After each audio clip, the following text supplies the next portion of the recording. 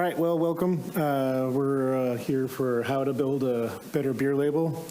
Glenn Clark is going to be our speaker today. Glenn Clark is a brand strategist, a designer, and a founder of Crafting a Brand, a branding and creative services consultancy in Rochester, New York. Glenn helps breweries look beyond beer and build long-lasting strategies to differentiate their products in a crowded marketplace. He also produces creative communication tactics like labels, packaging, logos, and other marketing collateral to attract beer drinkers into your brand. Glenn worked at design firms in Boston, Syracuse, and Rochester, and in 2001, he played an integral role in launching the Vine Design Studio to service Constellation brands at the Partners and Napier Agency in Rochester. Glenn started his own marketing firm in 2003, and in March 2018, he rebranded the firm as Crafting a Brand to serve clients exclusively within the beverage industry. Glenn Clark. All right, thank you. You didn't introduce yourself, did you? I'm Jason Sahler. I own a Strong Rope Brewery. This is Crafting a Brand. I'm not crafting my own brand. Yeah. Brewery in Brooklyn, New York. We are a farm brewery. We're using 100% New York ingredients. So, yeah, our labels will be on here so shortly. And an awesome tap room in Blue Mountain Lake in the Adirondacks, which my wife and I visit all the time. You're doing a better job than I am. All right. Yeah, right. How about that? Labels have magical power of persuasion. What do I mean by that? So some of you in this room remember maybe 30 years ago, if you were in a meeting or somewhere, at an office or something, and you wanted a glass of water, you would go to a tap and turn it on and pour yourself a glass of water. Right? That's how we used to get water.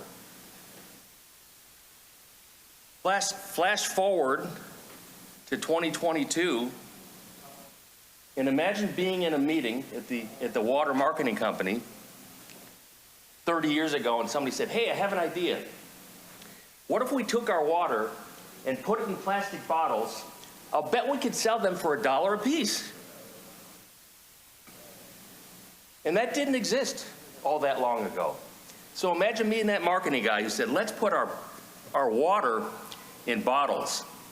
Probably sounded like a crazy idea, right? Who would pay $1 for something that you could get out of a tap? Who would pay $1? How would you ever differentiate your bottle of water? Right? Sounds impossible. Yet here we are. Here we are.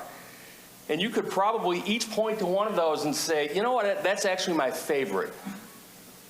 Right?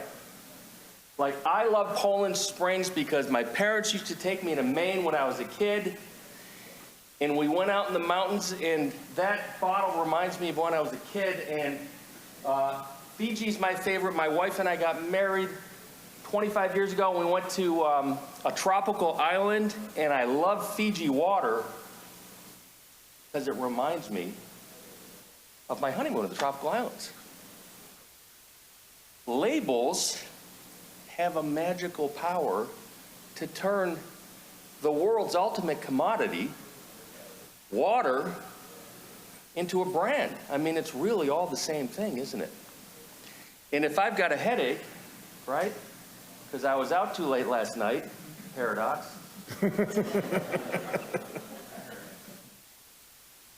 right? And I'm going to go to the CVS and buy some aspirin. Am I going to buy that for $1.99? Or am I going to spend $4.99 because they put a label on it? They put a brand on it, really. But labels have magical power of persuasion. So here's what I want you guys to take away from this session.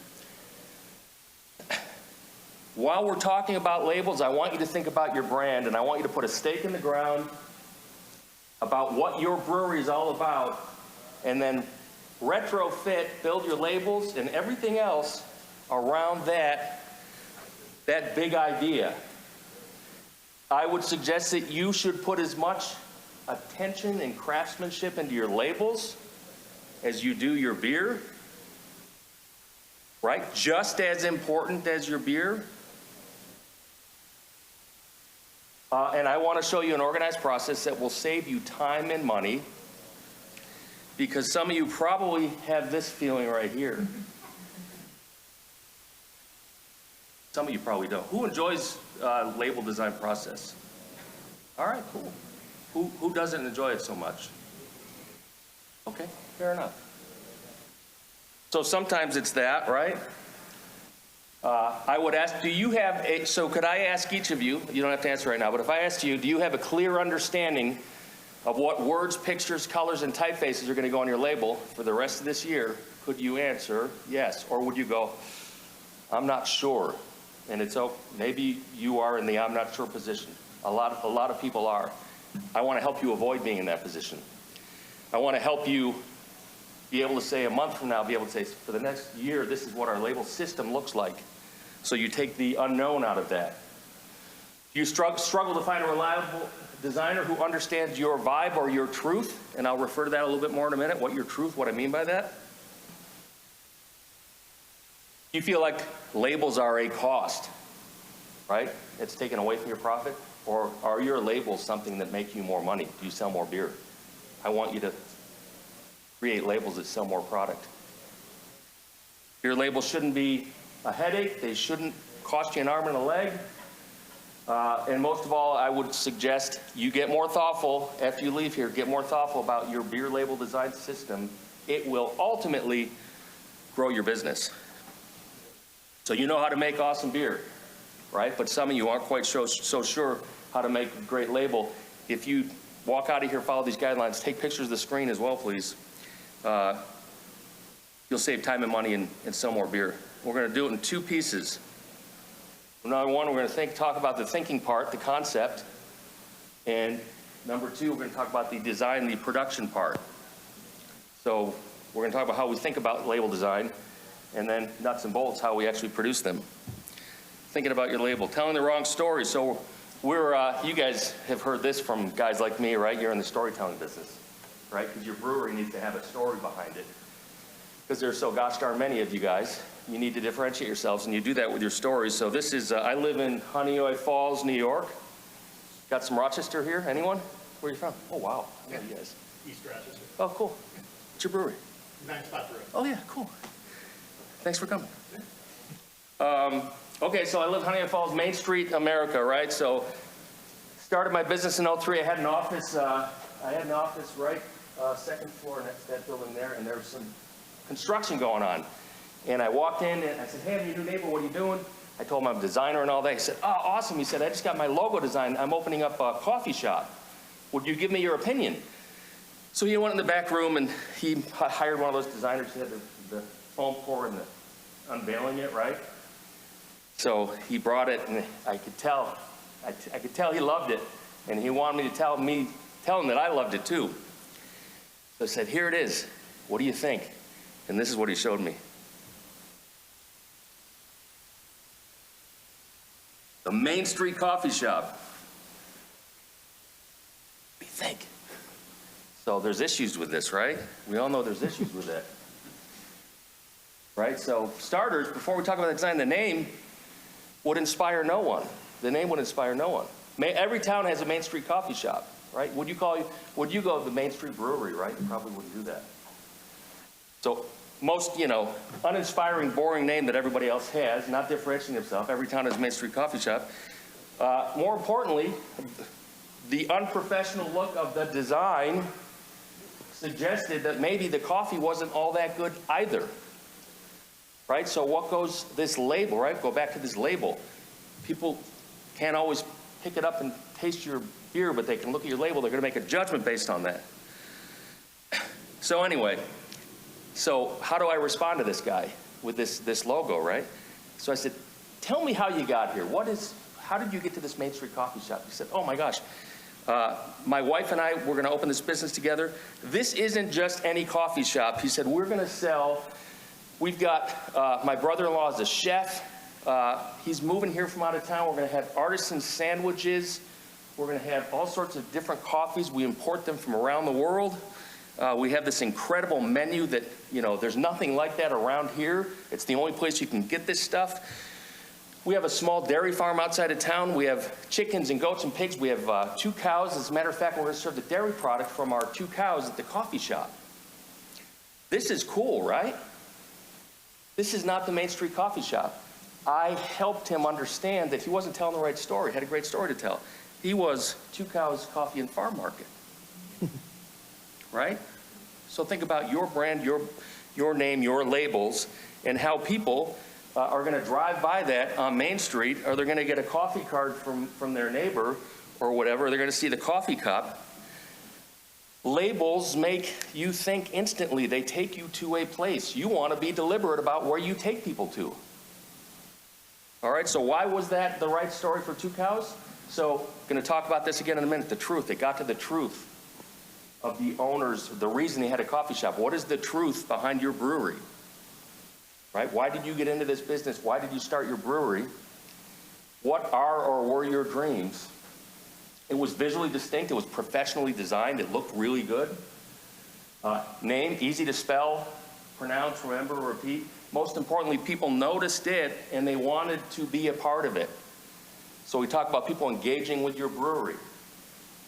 So people noticed this and they wanted to be a part of 2 Cows, just as your labels and your branding will help them notice you and get engaged. So do your labels tell the right story? Anybody been here?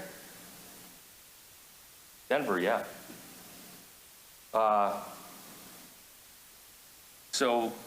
True Brewing Company, this is their homepage of their website. And if you can read that, beer, period, metal, period, Denver. Right? Do you see where this is going? Alrighty? This is their mailing list. Join the cult. All right? Here's their beer menu. Tunnel of trees, dream unending, mortal spheres, black cascade. These people are telling a story very well. Here's their merch. All right? You're here to talk about label design. I'm here to tell you, you need to figure all that out first, and then you know exactly what your labels look like. That's the whole theme of this presentation. You don't have to wonder what your labels are going to look like. True's labels look like that.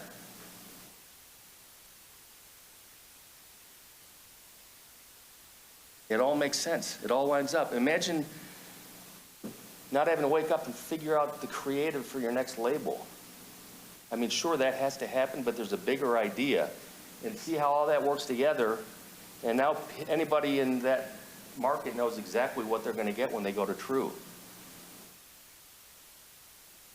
So, no pun intended, but what is your truth? What is your truth? So you're going to figure it out. I've got a couple exercises I can show you. You're going to figure it out, and then you're going to work it backwards into your labels and everything else. Is Heroes here? Heroes Brewing in Rochester. What's that? Oh, you did? I wish they came. I should have told them. All right, so what is their truth, right? Why did they open a brewery? From their website, Heroes aren't the mysterious cape-wearing superhuman. They're friends, neighbors, co-workers, and community members. Heroes are everyday people, and we're here to honor them, right? Maybe, I don't even know if that should be their tagline, here to honor them with good beer. We founded Heroes Brewing Company out of passion for 2 things, celebrating the unsung heroes of the community and bringing our beloved golden magical drink, craft beer. I already know where they're going with the labels, and I haven't seen them yet. This is off their website. Here's press releases for 4 different beers. Hero Brewing unveils Hop Grenade Double IPA to honor Marie Core's birthday. Heroes Brewing releases special beer to honor LGBTQ. So on and so forth. Tragedy right in where I live. Chopper went down and 4 pilots died. 3 pilots died. From their Instagram, right? It's all, right? They figured this out, and then they fit it into the different places, including their labels. Ways to be a hero today. That's fun. That's easy. We know what their labels are going to look like, don't we? right? That's charity for animal event, Walter's Warriors. That's for the pilots that went down, right? Heroes in our own community. Hop Grenade and Alley is for the LGBTQ. So their mission just pours directly into the beers. And then you get the designer to figure out that specific look and feel that you can own. But that's all built on top of a bigger story or a bigger message. So that's it. Define your truth and then use your labels to reinforce that story.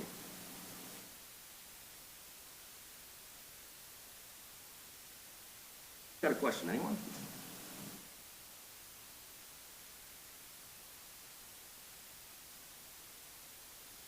Yes.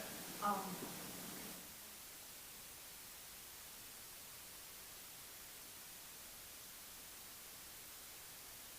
was thinking, so if you can't make your name. Okay, that was, so that's a great point, and that's a fair point. I will also tell you, my guess is, don't be offended, you're not their target audience. Now, I don't listen to death metal either. I'm pretty sure that they use a V instead of a U sometimes. It's like a graphic technique, right? Am I right? So their audience gets that completely and loves them for it. So it's almost like they're speaking in code to the people they want to speak to. So the other thing is... My bad. No. So the other thing is, and I saw it when Brandy said to me yesterday, you don't want to be all things to all people. You can't serve everybody. You have everybody from your brewery. Run over here and there'll be no room. You want to define, my right, here's the people I want to talk to. And that's, you grow that community. So that, you can get that because you don't listen to that metal. Neither do I. But I kind of do that being for you. That's kind of where that came from. Who else has a question?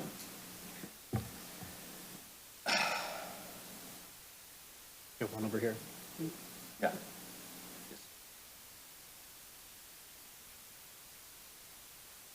That template throughout your whole history. That's the new logo, that's what it is, and whatever else happens around it is. You saw my slides, didn't you? That's where we're going right now. Good point, you're right. Long Island, right? Yeah. Bellport? Yeah. Thanks for coming. All right, I'm going to really oversimplify this. But we're here to get quick ideas, big ideas. 4-step label design process. Again, oversimplified, but figure out what your truth is. We just talked about that. I'll show you some exercises you can take home with you. Define your one thing. I'm going to tell you about that too. Heavy metal is true's one thing. Find a professional designer with beer industry experience and maybe even work with one or two on them. Work on number 1 or 2 with them, I should say.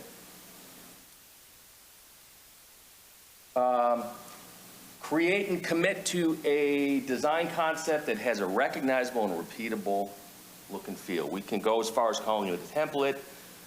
Maybe we're not that rigid, but we want to say we're generally speaking, right? There's various degrees of that.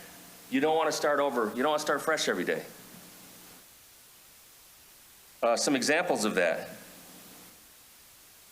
Love these guys. This is one of my go-to IPAs. Three Heads Brewing, been around for quite some time in Rochester. Super famous labels. You guys are familiar with these, right? Anybody have any insight on these they want to share? I don't really know too much about the history. I actually saw the artist speak once at an event in Rochester, but a guy, I think he might work at RIT. He's an artist, so way back when they said, hey, we want to create specific artwork for all of our labels. Now, some of you are probably the type of brewery that creates 3, 4, 5 beers every month, right? So you can't get into, right, how much do they pay this guy? You paint, these are paints. These are like painting.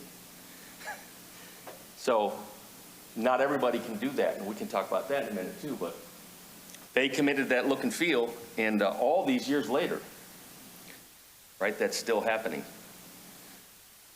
Derek and Kristen are familiar with these labels right here, Lunkenheimer labels, right? Classic beer, you know, not the flavor of the week. It's not a super trendy beer. Classic German styles, therefore, we've got a label that looks classic, and we repeat it over and over and over again. These labels are really easy and quick to reproduce.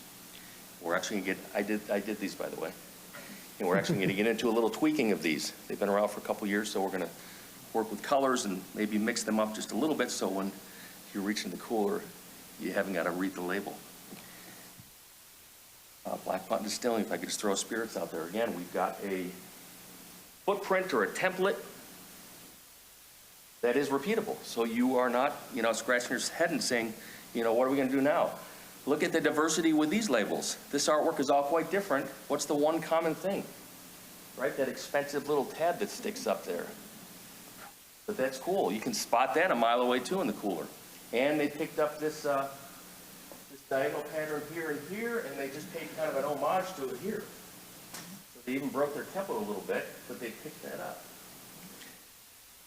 So you can have a ton of fun inside of that space and get really creative, but at the same time, you have this template. Jason, how about these labels here? What's the story behind these? Yeah, we work with a local artist, Caleb Fries, who does all of our can designs. You know, the kind of the backstory of Strong Rope Brewery is it's named after my best friend who died. His name was Eric Ropito, so it's Strong Rope is to honor him. He was an artist, and we were both into kind of, you know, sci-fi, fantasy type stuff. So a lot of that is derived, you know, kind of the template is from that. So we kind of do a lot of, you know, illustration, but we want to make sure that it's clean. So we have the, you know, the good label across the bottom. And then, you know, at the top left corner is one of our lagers, and you can kind of see how it starts to differentiate. So all the lagers start to have slightly different layout, but we'll all have kind of a crest like the Upton does, where the ales all tend to be kind of, you know, situated in a similar way. And then we also try to have some type of color reference on the thing. So the red ale, Blood of Gods, has a, you know, red throughout. Our brown ale, JJ's, has you know, brown, and then the IPA is green and blue, and then our amber lager has the kind of somewhat pink amber, you know, label. So we just try to like have a consistency throughout. Who on your team is in charge of doing this? My partner and wife, Okay. she's a designer by trade. So how long, so you just like, you walked right through that whole thing. You've got that system in your head. Yeah. How long did that take to come about? So What was the evolution process? yeah, I mean, I think we had, you know, when we were setting it up, like I knew I'd wanted our labels to somewhat have this, you know, kind of illustrative, kind of telling it like almost like a story within it type of thing. And, you know, we wanted to make sure that it was clean. You know, it was, we came up with a handful, this is years ago, so I'm trying to remember now. Well, I guess, you're sort of proving the point that it kind of evolved into a system that you're very familiar with. Yeah. That it's probably not a headache to produce these, is that fair to say? No, I mean, you know, it takes a little bit of time for the illustrations Yeah. to get done. So, but usually we can get them out relatively quickly if he's free. Yeah. So you make sure your artist is free. Yeah. How But many beers do you produce? in cans, we don't do too many. So we've got maybe another like 6 on top of this, and we're adding another. But we're starting to ramp up our canning, so we're going to be doing like another 6 this year. So we'll try to introduce one every like 2 or 3 months. So a little bit of time and. We're doing a little bit of time right now, yeah. Like, Okay. you know, but we're not trying to like pump. Yeah. Because we're mainly focused on the tap room. So. Okay, great, thank you. Yep. Is Brittany here? Box? Yeah, Brittany designed these. Again, they just did a rebrand. They just refreshed their brand about a year ago, and again, you can see the, you know, they're different, they're unique, but they're repeatable. You get in the Oktoberfest, you throw the pattern in there. Blueberry ale, you hint at the flavor profile, so on and so forth. Let me show you a quick chart here. I don't want to read all this. The type is going to be too small. Feel free to take a picture of it. Label design, you want to think about how many labels do you produce each year? We just kind of talked about that. Also, where's your beer sold? 3 columns here. A, you're the kind of brewery that's sold exclusively at the tap room and you've got frequent new releases. You are probably smaller and or a newer brewery. Probably in a fast, high frequency. Probably need a fast, high frequency and affordable label system, right?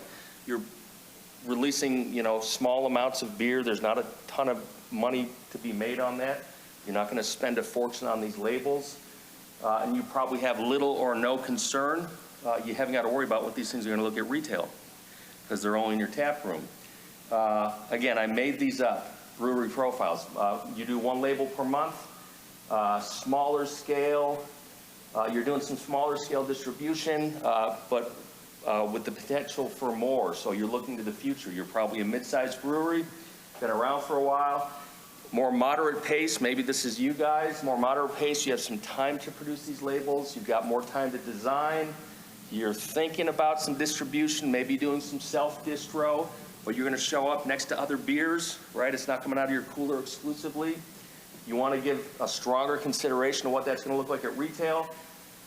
You're going to want to invest more time and money on creating a more strategic labeling system. And here you've got your, your Saranaks of the world. Production brewery, probably 80% distro with some taproom sales. You're a big established brewery. You're competing with regional and national brands. There's an intense focus on brand recognition and self-presence. You might be doing 6-pack containers and glass. And you're going to, at that point, have a significant investment in design and production. So that's kind of how I categorize. You probably fall maybe in between, but you probably fall inside of one of those categories. That helps you make decisions about who your design partner is, how much money you should spend on your labels, how much are you asking of your designer? Is this, I'm going to call you every 3 months, or is this, hey, we're going to work together. We get to know each other, right? So those are all, that will help you make those decisions. Who's going to help you create your label art? Again, I've got some small type. I don't need you to read it. I'll kind of talk through it. I learned, because I work in this business, I understand all the different types of artists that go into making these things happen, but I discovered that sometimes you guys had no idea that there's a difference between artists and designers. So on the left, 3 labels made by an artist, and I'll talk about these here. On the right, 3 labels made by a designer. If you want that label, any of these labels, you're probably going to have to involve an artist, and artists and designers are usually 2 different people. I happen to be a designer. If I need that label, I go out and I hire an illustrator. I'll show you what I did recently. If I'm going to have that look and feel, I'm going to create that on my own. Understand that if you are asking your designer, if your vision is for your labels to have something that exists in your brain that I can't go find somewhere, that an artist is going to get involved. So there's more than one person involved. If you have a typographic design or a pattern or something like that, you find the right designer and they can pull that off. Sometimes it's a drag, although you love the art, some brewers are like, wait a minute, what do you mean you're not going to draw it, Glenn? No, that's not what I do. So now you've got another price point. So just be, I wanted you to be aware of that. Yeah, so I said an artist like the kid you went to high school with who could draw anything, right? You all know that kid, right? That kid could draw anything, right? That's an artist. They're few and far between. They're hard to find. And they usually work in a specific one-of-a-kind style. So, you know that, right? Yep. Yeah, here's one I did for Reinvention Brewing. So George had this idea. He said, I want a picture of a brewer. I ended up making it him. He said, I want a brewer hopping on top of the fermenter and the hops are coming out and all that. and he's pushing it and they're exploding out, and I'm like, oh, we got to hire an illustrator. He said, no, you can just draw that. I'm not that kid in high school who drew everything. So I went out and got somebody, so all good. Same client. This I did on my own, right? Scotchy Scotch Scotch, right? So go out and make that, I didn't have to draw that. What kind of label art is right for your brand? I categorize these in 3 different ways. Number 1, custom artwork. You're involving an artist. Maybe they've got traditional old school artist tools like paintbrushes or colored pencils. Ubu Ale. I don't know if those are computer generated. They look like, they look like art. 3 Heads, of course, that's famous. And again, these look like old drawings. So custom artwork. Another one is like typographic artwork where the letters and the patterns and all that become the design itself. And then the third style, I call it diversity by design or diversity by intent. Other half, right? They're going to do like 12 beers this month. And God almighty, they can't afford to hire a 3 Heads illustrator. They don't have the time or the money. Well, maybe they have the money. But they're not going to go to the effort of, these painstaking, this is our look and feel. And then that type, an exact size, an exact position appears, and that's other half. You've also seen breweries that sort of like try to hop on this style, right? I'm not a huge fan of that. I think other half kind of owns that. And when you do like cool labels like that, and your type is down the bottom, to me, you're looking like another half beer. You don't want to do that. You want to be your own truth, right? So all of those are valid styles. They all serve different purposes. This is the workshop portion. Again, you can take these home with you. Don't expect consumers to love your brand if you don't do the work to make them love it, right? Your beer will only take you so far. You can have the best beer in the world, but you need to create a story and a brand, and a way for people to engage with you. So here's 3 take-home exercises. First one is called Find Your Truth. My slide is broken. I'm sorry. That says brand building blocks. Sorry about that. My slide broke. You're going to define your target audience, what value they can expect if they visit your brewery. If you come to my brewery, here's what you can expect. We're the heavy metal brewery. We're the country music brewery. We're the brewery that supports the local arts. Right? So kind of like, here's what you can expect when you come here. Differentiating characteristics. Here's 5 different ways our brewery is different from anybody else. This is broken, I'm sorry. Your positioning statement, Dunkin' Donuts, Starbucks. Both coffee, you guys aren't confused about them, right? Because they position themselves in different parts of your brain. You want to position your brewery, this is about your competition. So you want to look at the other breweries inside of an hour and say, what can we be that nobody else is? Brand personality, if your brand was a person. Happy, is it sad? Is it black, is it white? Yellow, is it intimidating? Is it artisan, right? What is your, and then your one thing, right? True is the black metal brewery. What's the one thing? That's really hard to do. It's really hard to do. What one thing? An easy one. And then after all that, your visual identity comes after that. Figure out all that strategy. I have a worksheet. I'll show you my email address at the end that I can send you the PDF. You can work through this on your own. Or I can help you. Vision board, you've probably heard of these.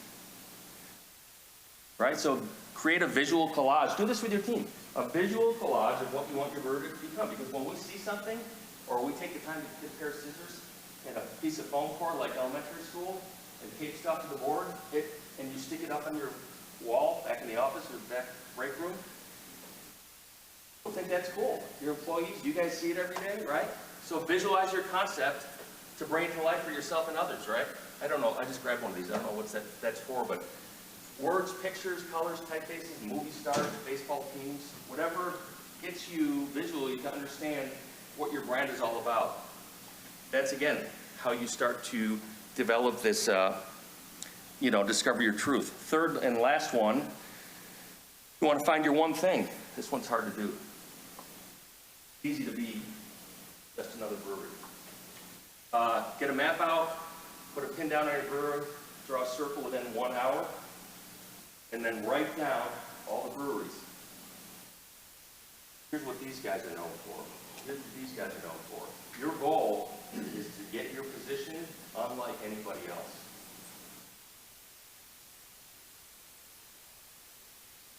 I pick on you. Go to Lunkenheimer Craft Brewing in Leesport, and their beer menu, you have an IPA on it? Not 4 hazy IPAs on there. Nothing against hazy IPAs. We can go down the street and get some of the best hazy IPAs in the state, right? Which is awesome.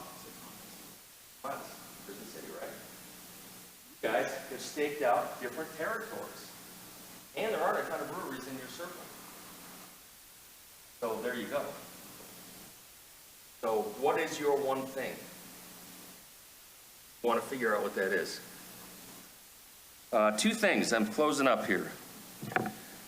Your long-term success as a brewery relies on your ability to make a lasting impression through your labels and otherwise.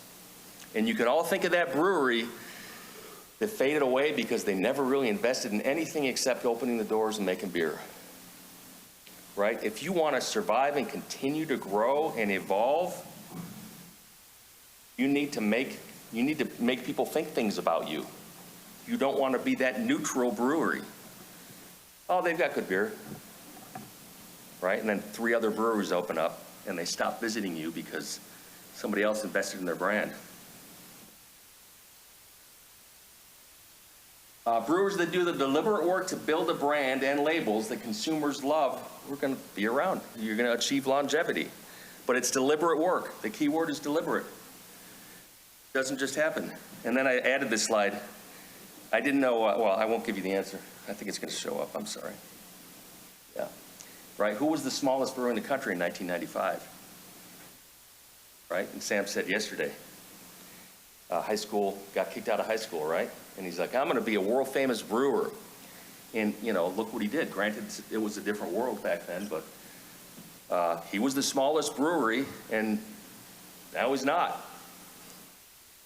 So some of you are new and planning, starting, been around forever, whatever.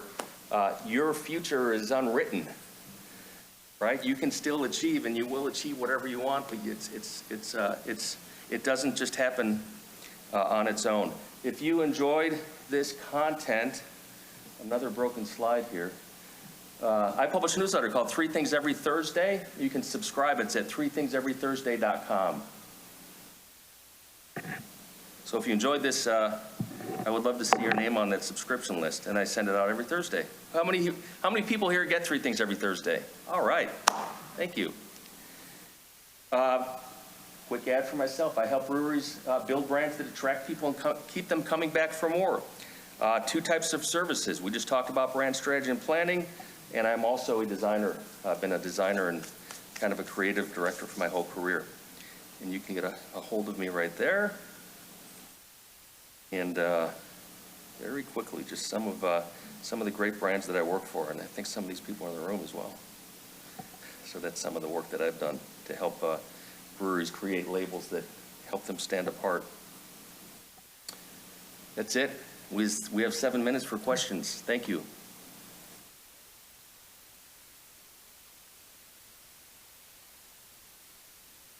Nothing to do with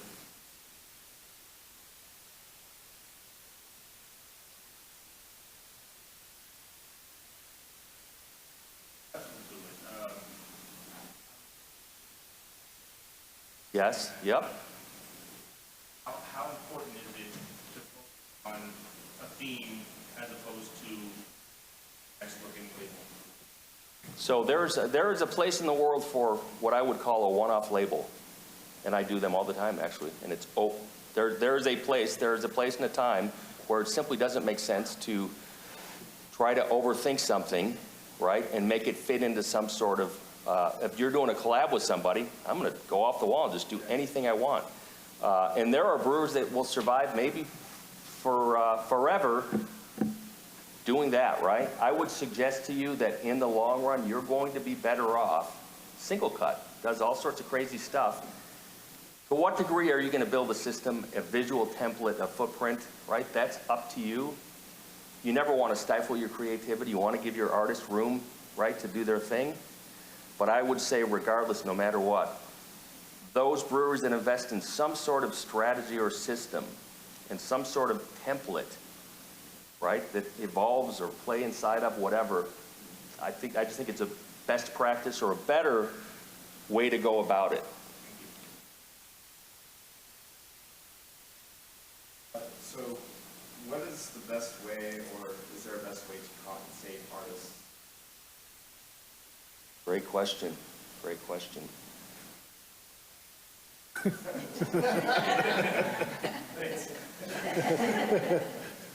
So these artists can be a funny bunch. Artists are hard to find, and artists work in all different styles of artwork, right? So I don't think there is and sometimes you're going to pay more for some designers are very expensive, which is fine if there's a market for that. I don't think I have an answer for you. I don't think one needs to be more expensive than the other. I can tell you that a reliable, a good artist that can create the work in the style you want. I keep kind of a list or a database of them, but they're not just like hanging around. Do you have one? Is that what you do? No, I'm just... Yeah. I mean, if you think about label design, you want to get back into that chart, get into factors like how much of this beer are you producing? How much money are you going to make at the end of the day after this, you produce this beer, right? Then you kind of back out your costs from that. And then what is your vision for your brewery, right? Do you know that in 18 months, you really want to get into distribution, you want to be on shelf, and you're going to be competing at retail? Okay, you've got 18 months to start investing in that designer and that brand. If you know that I'm just staying in my tap room, I'm going to serve my neighbors, I'm never going to go outside of the tap room, you're going to go find a designer, and if that person works for beer, that might be your deal, right? Might work for, I don't know. But as there are so many breweries, there are really so many different, it can be hard to navigate. Where do I find these people? So I don't think there is a single answer.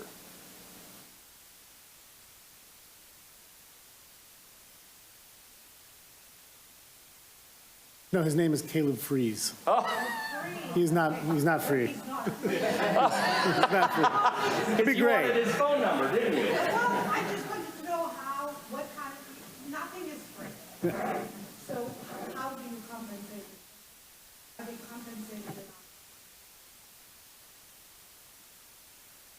No, artists are not ever satisfied with their work being on label. Like, they want to be paid. So I mean, he's a regular. He's a Mug Club member in our brewery. So, we pay for the labels, but we also will, the Mug Club costs something to join. We don't charge him, so that we compensate in other ways. We also do brewery. But yes, like, every artist will want to be paid. And really, I mean, you talk to them, ask them what they're like, what do they charge for their art? Like, you gotta like just come out and ask, like, because every artist is going to be different. They're all going to have different rates and different ideas, and designers can kind of be all over the place. But yeah, like, no, you should. I mean, they're working artists as well. Like, so, there's like, people, charities asking you, like, asking for free beer. Like, like, no, I'm a business. Like, there's something you can do, but like, the amount of people that ask for free beer is just like, I'm a brewery. Like, how can I just give free beer? Like, artists will do the same thing. So just talk to them. Oh,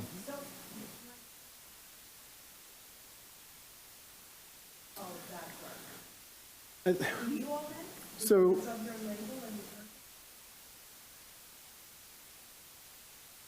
I think that will kind of, maybe you can talk a little bit more about this. I think 99% of the time you work with a designer, that's your artwork. Yeah. You don't want to be in a position where you're paying anybody royalties or usage fees. But you should also probably make that apparent when you talk to them and you do develop, Yeah. like, I'm paying for it, this is going to be my design afterwards. So make sure that you're communicating that so that there is no confusion later on. So, And then what happens if this guy goes away? I'm done And so you have a look. We do. This kind of leads into one quick question I had. Like, so you were doing a minor update on the Lunkenheimer stuff, and you see brands rebrand. Like, how often do you rebrand? And I don't know what would happen if he was to go. Well, so are you a sports fan? All right, so use a sports analogy, right? What if Tom Brady left the Patriots? Right? It is what it is. Your designer has created it. That person is gone. Art is, like I said, it's not easy to find this and make it happen. Three heads, right? If that guy left, they're kind of in a bind, right? So if you commit to art, like real artwork, it is a thing. And if Tom Brady left the Patriots, you don't just put another quarterback in there. Sports analogy, I'm sorry. Yeah, right. So, so our art is, and I would say that most labels don't employ, don't need most labels you look at haven't hired an illustrator or an artist. For that reason, nobody really wants to get involved in, it's a lot of work. And you wouldn't do it for just any label. Yeah, I mean, we have to, my wife is a designer by trade, so she helps with the design after we get the artwork. But if you don't have a designer in-house or an artist in-house and you want to go that illustration route, you're now working with two different people. Right. So for this job, I had to get paid, and I had to find that artist, and I had to work through the sketches and revise them, and then put it all in the can and make a label and all that. At the end of the day, for me, there's not a whole lot of profit in this, but I've got a piece of marketing, I've got a new client, so on and so forth. Label design is weird, you guys. It's weird. There's a lot of variables. There's not a lot of money in it. I don't expect anybody to spend, $2,000 on a label, not even close. My personal point of view is I'm here to help you. I love working in the beer industry, but I get the world that we work in. You should not be hiring, most places, maybe Fred Matt is going to hire a design studio or something like that, as he should. Most small craft breweries, you need to find your creative partner. You need to find somebody that you trust. They get you, and you've found them. Some of you probably have them, right? Awesome for you, but it's an important piece of the important part of your business. Yes. What would you say to someone?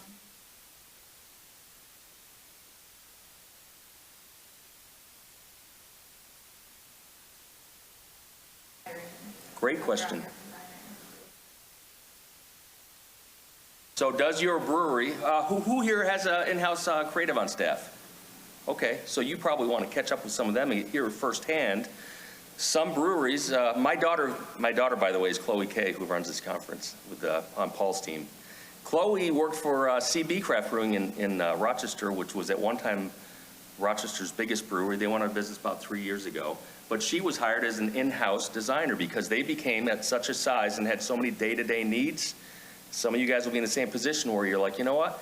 We need to get somebody in-house. That makes sense. Other breweries, you're small. You don't need to put that person on payroll. That's expensive. That costs a fortune, right? That comes back to finding the right design partner.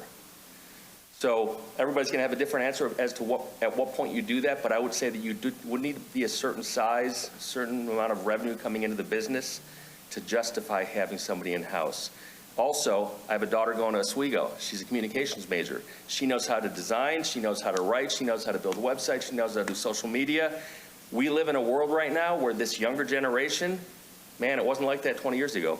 They can do everything. So awesome that we have young professionals out there, maybe just graduated from school looking for work. They can do all this stuff really well. It's kind of cool, Imagine 20 years ago, that was a different world. Oh, go ahead. I want to get him because he had raised it. Can both of you comment on, so you're really they're identifiable. Here it's vertical. Up to that. Right? And you don't want to overlay. Talk a little bit about that process. Okay, now this comes down to this very simple thing. Reinvention Brewing is a very long name, and you want it to be really big, and if you do it this way, it goes all the way around the can. So that's how simple a name decision can go in for years, will inform your design. Not that that's good or bad, but that ended up, we want it to be that big, so, and it doesn't go to distribution a lot. It does go to like Wegmans locally. And George will go in and say, oh my gosh, and he'll go and turn his cans around. For real, yeah. So that was like literally, here's how long the name is, we're gonna turn it sideways by design. Yeah, I mean, we wanted, every time you go to, or, if you see it on a shelf in someplace else, I want you to see the name, Strong Rope, and I want it to be same place so you can, it's clear that it's that. I mean, so our lager, the actual style is on the edge, so it did change a little bit of formatting. So you will have to take it, but you still see the name. The name is right there, and it will, so all of our cans will have similar things, and same with bottles. We'll just make sure that it is clear, and, format will stay relatively same, and we might change it and have different things depending on the beer style or wherever. But yeah, we're just trying to create that consistency so that people understand that and see that in the marketplace. I did some work for Rising Storm. They started working more and more with the distributor, and he said, hey, you guys, your logo is falling underneath the cardboard packer, right? So my guys can't see your logo. Not even retail, but warehouse, right? So that, brought the logo to the top. So all super important, great question, and really important decisions when it comes to, what your label's gonna look like. Wow, 11:06. 106? What time is it? 11:54? Sorry. Wow. That's 6 more minutes. Do you know how much that label costs? Yeah, I did. I sent the invoice.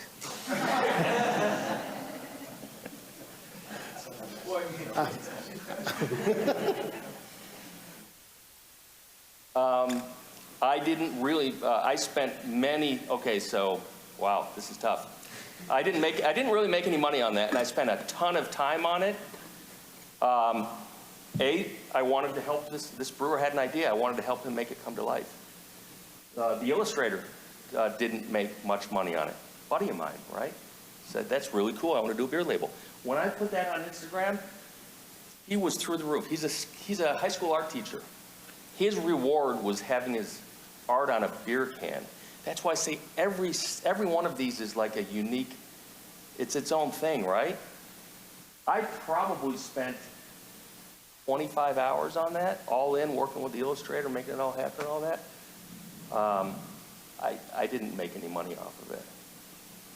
Under $500. Is there like an expectation that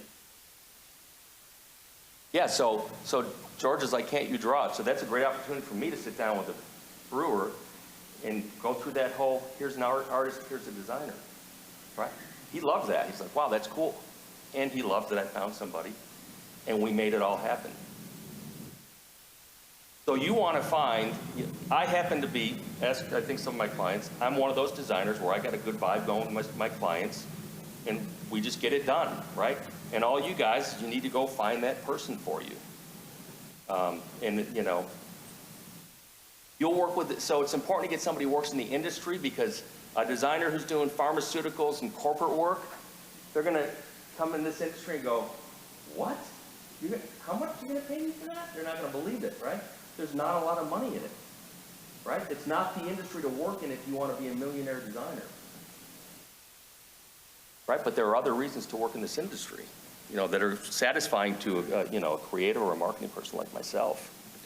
But it really is. I can't express how unique every brewery and every designer relationship is going to be, and it's really important that you find the right one.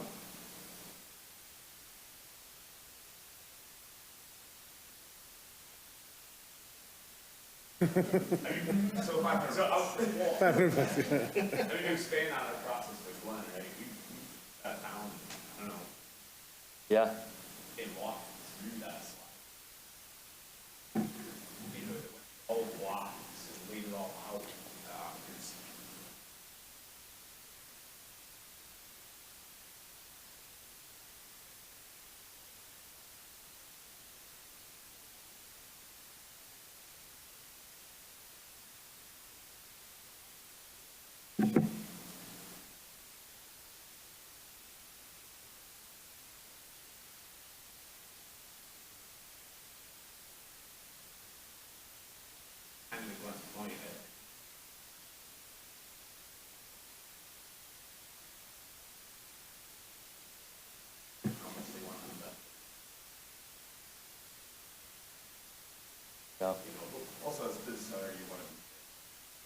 Yes. That's a challenge. I think the big thing would also be like, what's it gonna take to do this? Oh,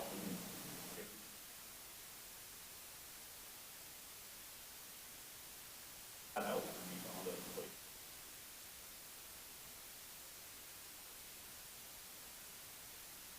place. Yeah, I think it's,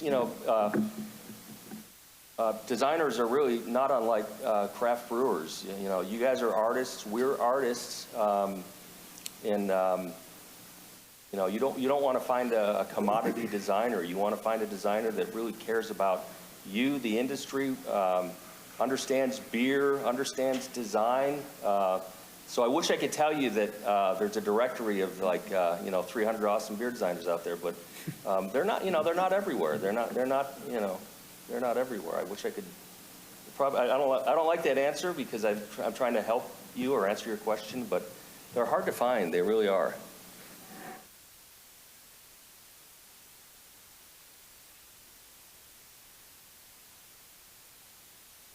Yes. I mean, so I wouldn't send you to say like a Fiverr.com. You go look Fiverr, do Google Fiverr beer label. I bet there's 500 designers from around the world pop up, and you could probably find one and have a good experience. As a rule, I mean, you want a partner. You don't want somebody overseas, different time zone, has no idea about your community. You want to find a designer who understands your market and local. It's craftsperson, artisan, just like your beer. So they're out there, but I would encourage you to find somebody in your market, or at least inside of the industry, who gets it. Yeah.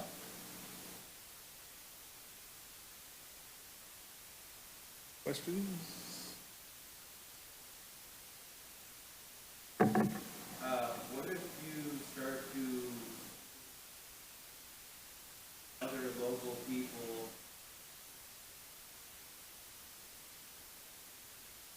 just really double down on what you're doing, or would you try to then, So do you feel like you know what your vibe is? You know what you're all about? Yeah. So don't ever walk away from that, no matter what. You will need to innovate, create new product, make your experience better and all that. But if you believe in your heart that how you're expressing yourself is true, it's right on, and other people start maybe mimicking you. It's like other people, other half labels.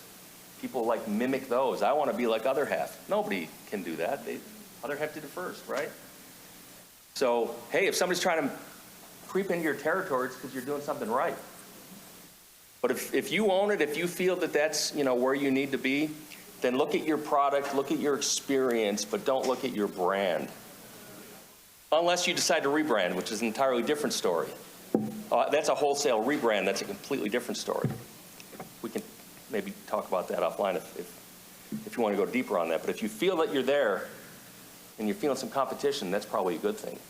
If, however, you don't feel, you thought, your brewery, you opened it 4 years ago, you've changed, your ideas have changed, and you didn't feel like you got in the right position, then you want to rebrand, or sometimes somebody will scrap a brand and start over, which I've seen that happen as well. Just run away from a brand, start over. Which is not a place you want to be, but sometimes that's the right thing to do. Mm-hmm. That's noon. All right. Thank you, everyone. You guys, thanks for being here. Thank you.